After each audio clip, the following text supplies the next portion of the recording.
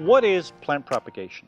Well, the simple answer is it's a way to increase numbers of plants, but it's also the ability to maintain the characteristics, the genetic characteristics of the plant, their resistance to disease, etc., or to introduce new gene material to a line of plants to help with the breeding program. And so we have two types of plant propagation: asexual, which is vegetative propagation.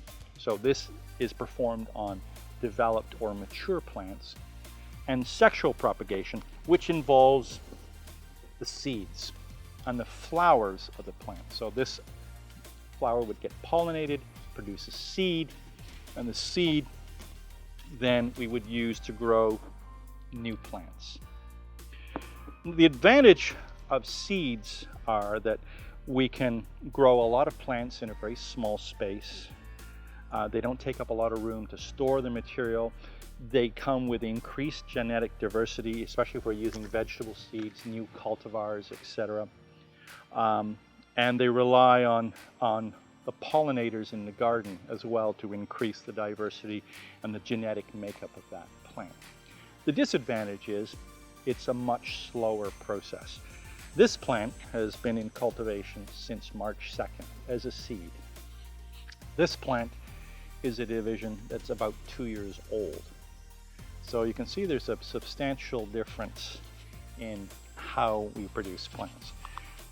In this video, we're going to concentrate on the asexual propagation of plants in the landscape, because that's what's commonly done. And Richard's going to help me. We're going to dig out a hosta here in the garden, show you how to divide it. But before we get to that, we need to look at the tools that we're going to use in this video. So I've got several here. The one I prefer the most is a spade, and you can see this is a long-handled spade. I made this myself because typically they're short-handled, like these forks. We have a couple of forks, and we'll show you this method, although I use a slightly different method.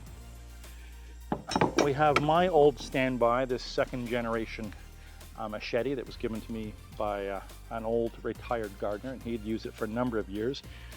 And so I frequently use that. And then, of course, our secateurs.